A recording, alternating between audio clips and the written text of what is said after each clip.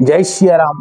मैं issue Harwani Hanumangarh town Rajasthan से रोज आपको गंगा दर्शन लाइव दिखाता हूं। तत्पश्चात पंचांग। आज हम आपको स्कंद पुराण से मेरुगिरी पर भगवान वाराह की सेवा में पृथ्वी देवी की उत्पत्ति होना और शेष पर्वतों तथा केवटा चलवर्ती तीर्थों का महत्व सुनना।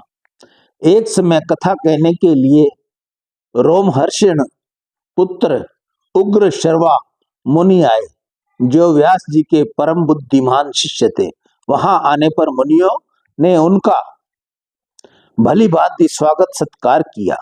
तत्पश्चात पौराणिकों में श्रेष्ठ सूत जी ने उनके स्कंद नामक दिव्य पुराण की कथा कही। सृष्टि संहार, वंश परिचय, विभिन्न वंशों में उत्पन्न महापुरुषों के चरित्र तथा मनवंतरों की कथा का उन्होंने विस्तार पूर्ण वर्णन किया।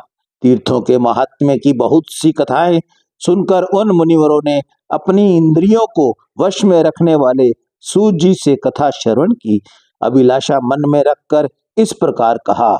ऋषि बोले, रोमहर्षण कुमार सूत जी, आप सर्वज्ञ हैं, पौराणिक हैं, विषयों का वर्णन करने में कुशल हैं। अतः हम लोग आपके मुख से भूतल के मुख्य मुख्य पर्वतों का महत्व सुनना चाहते हैं। सूत जी ने कहा, मैं ऋषियों, पूर्व काल में मैंने यही प्रश्न गंगा के तट पर बैठे हुए मुनि श्रेष्ठ व्यास जी से पूछा था।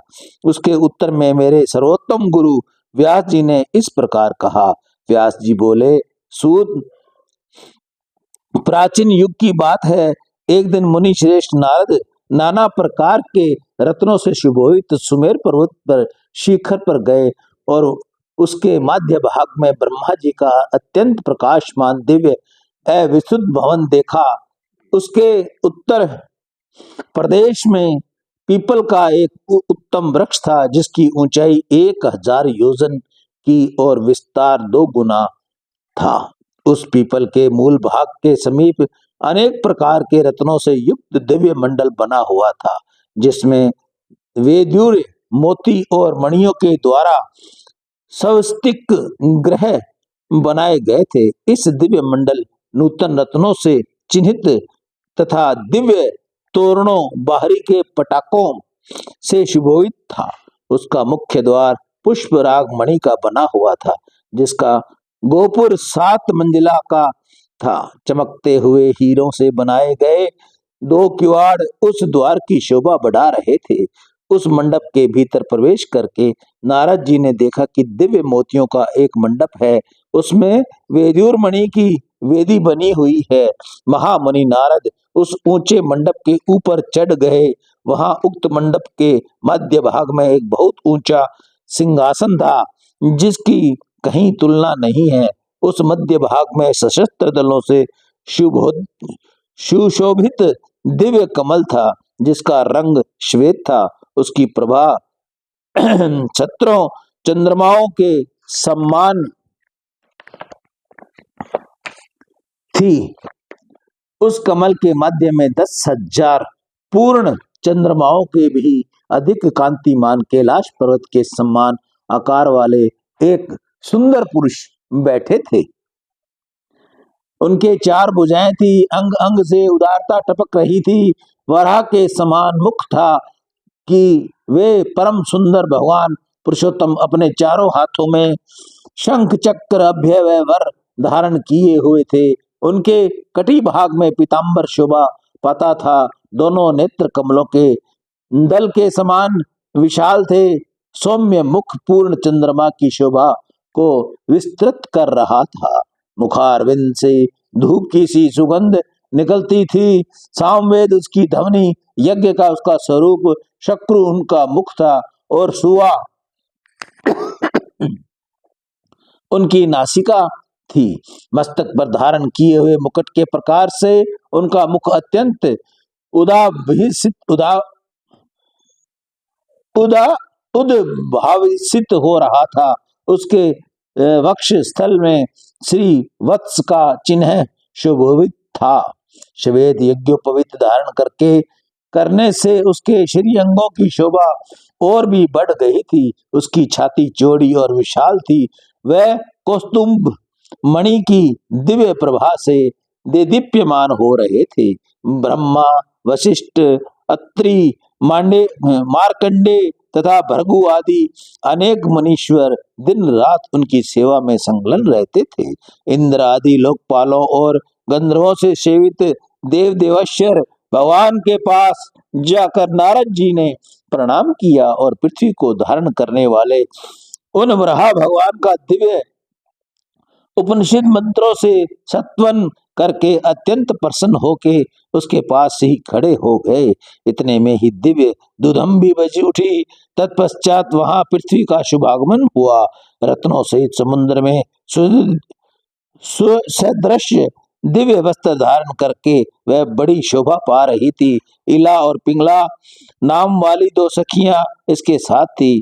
इन दोनों के लाए हुए फूलों को लेकर पृथ्वी देवी ने भगवान वराह के चरणों में बिखेर दिए और उन देवी देवेश्वर को प्रणाम करके वे दोनों हाथ जोड़ उसके आगे खड़ी हो गई। तब भगवान वराह ने कहा, पृथ्वी देवी, मैं तुम्हें शेषनाग के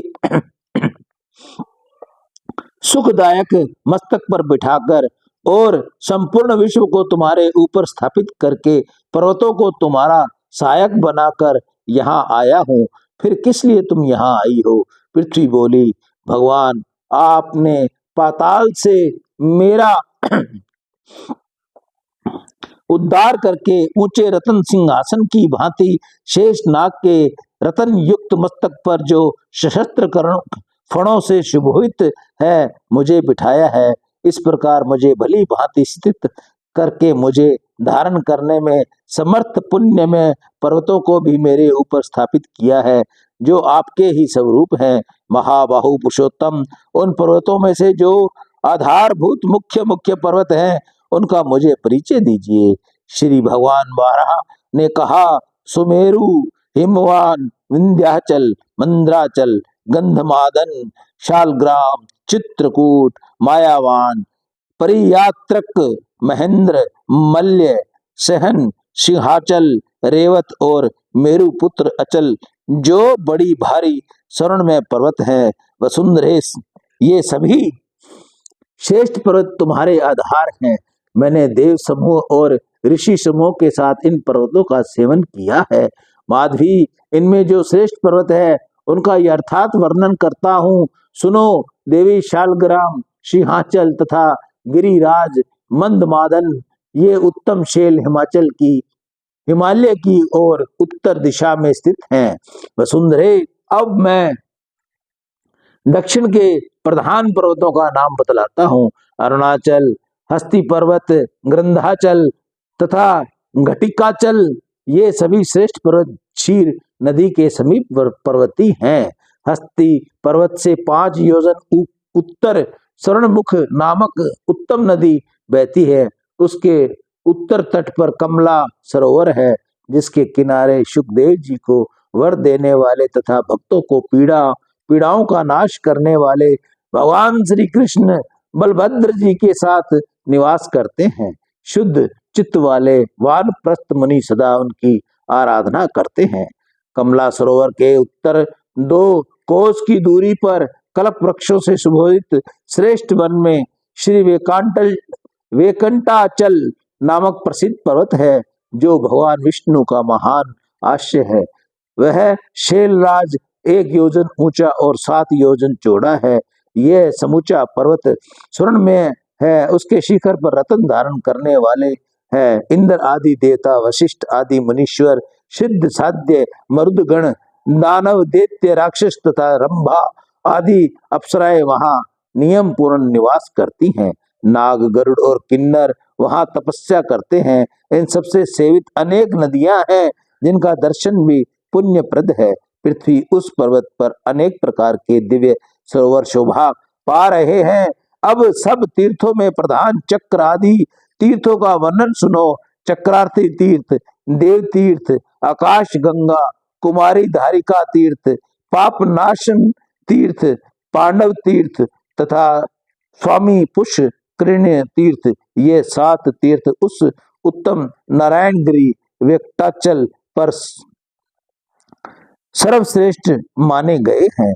इन 7 में से सबसे श्रेष्ठ कल्याणमयी स्वामी पुष्करिणी है। देवभू भूदेवी उस स्वामी पुष्करिणी के पश्चिम तट पर तुम्हारे साथ मैं निवास करता हूँ और दक्षिण तट पर संपूर्ण जगत के स्वामी भगवान लक्ष्मी नारायण विष्णु विराजमान है। समुद्र वसना पृथ्वी वह स्वामी पुष्करिणी गंगा और संपूर्ण तीर्थों के समान है। तीनों लोकों में जो तीर्थ सरोवर और नदियां हैं उन सबका अधिपत्य स्वामी पुष्करिणी तीर्थ को प्राप्त है। उस परम पवित्र स्वामी पुष्करिणी तीर्थ का सेवन करने के लिए दिव्य गिरी व्यक्ताचल पर संपूर्ण तीर्थ निवास करते हैं। उनमें भी 6 सबसे प्रधान है। माधवी, मैं तुम्हें नारायणगिरी का महत्व बतलाता हूँ, ध्यान देकर सुनो। देवता, ऋषि तथा सनकादिक योगी सत्य युग में अंजनगिरी को, त्रेता में नारायणगिरी को, द्वापर में सिंहचल को और कलयुग में व्यक्ताचल को परमात्मा भगवान विष्णु का निवास स्थान कहते हैं। अन्य विद्वानों का भी यही मत है। जो शास्त्र योजन दूर से अथवा दीपांतर में पहुंचकर भी गिरिराज व्यक्ताचल को प्रणाम करता है, उसे प्रणाम करने के उद्देश्य से उसकी दिशा की ओर भक्ति भाव से मस्तक झुकाता है, वह सब पापों से मुक्त हो विष्णु लोक में जाता है। उस पर्वत पर जो 6 प्रधान तीर्थ हैं उनका समय अनुसार महत्व बतलाता हूँ। माधवा, माघ मास में जब भगवान सूर्य कुंभ राशि पर स्थित हो तब मघा नक्षत्र युक्त महातीर्थ पूर्णिमा को गिरिराज व्यक्तांचल पर जो कुमार धारिका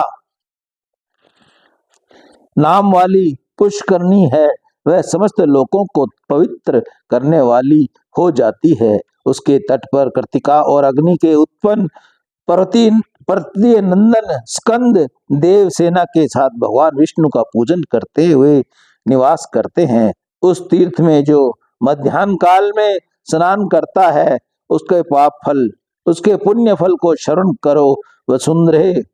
वसुंधरे गंगा आदि सब तीर्थों में जो 12 वर्षों तक नियम पूर्ण स्नान करता है उसे जिस फल की प्राप्ति होती है वह फल कुमार धारा तीर्थ में स्नान करने वाले को मिल जाती है। जो उस तीर्थ में यक्ष शक्ति दक्षिणा के साथ अन्नदान करता है उसे भी उतना ही फल मिलता है जितना स्नान के लिए बतलाया गया है। वसुंधरे, जब मीन राशि में सूर्य हो तब उत्तरा फागुनी नक्षत्र से युक्त पूर्णिमा तिथि को चौथे पहर की पर्वत की गुफा के भीतर तुम्ब तीर्थ में जो मनुष्य स्नान करता है वह पुण्य गर्भ में नहीं आता।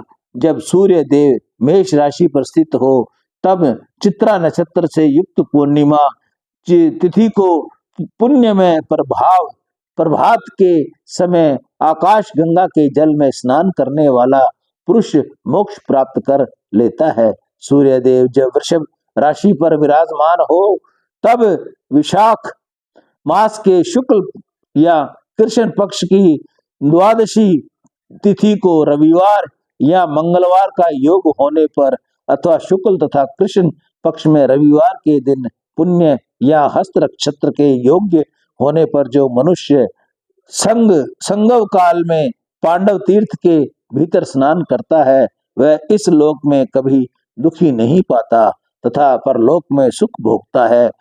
महाभागो शुक्ल अथवा कृष्ण पक्ष में रविवार के साथ जो सप्तमी तिथि आवे उसे यदि पुण्य नक्षत्र अथवा हस्त नक्षत्र का योग हो तब गिरिराज वेकंटा चल के शिखर पर वर्तमान पाप नाशन नामक तीर्थ है। जो स्नान करता है वह श्रेष्ठ मनुष्य कोटि जन्मों पार्जित पापों से मुक्त हो जाता है। भूदेवी, अब तुम एक रहस्य की बात सुनो। अनंत नामक महापर्वत पर जो मेरे दिव्य मंदिर के वाक्य करणों में शिखर पर स्थित गुफा में देव तीर्थ नाम से प्रसिद्ध एक परम सुंदर सरोवर है। उसमें पुण्य नक्षत्र युक्त बृहस्पतिवार को अथवा व्यतिपात योग्य में अथवा श्रवण नक्षत्र युक्त सोमवार को जो स्नान करता है उसके पुण्य फल का वर्णन सुनो। इस लोक में जानबूझकर या अनजान में किए हुए जो भी पाप है वह सब अत्यंत पावक देव तीर्थ में गोता लगाते ही नष्ट हो जाते हैं। पुण्य की वृद्धि होती है तथा अंत में वह चंद्रलोक में सम्मानित होता है। सियावर राम जय जय राम, मेरे प्रभु राम जय जय राम। जय मंगल भवनीय मंगल हारी, इंद्रबाहु सुदशरथ अजर बिहारी, दीन दयाल विरुद्ध संहारी, हरहु नाथ मम संकट। आज की कथा का यहाँ विश्राम। कल इस कथा को आगे बढ़ाते हुए भगवान वाराह का मंत्र, उसके जप की विधि, ध्यान तथा उसके अनुष्ठान का फल, उसकी कथा हम आपको सुनाएंगे। मैं ईशु हरवानी हनुमानगढ़ टाउन राजस्थान से आप सभी को सुबह रोज गंगा दर्शन लाइव दिखाता हूँ, पंचांग सुनाता हूँ।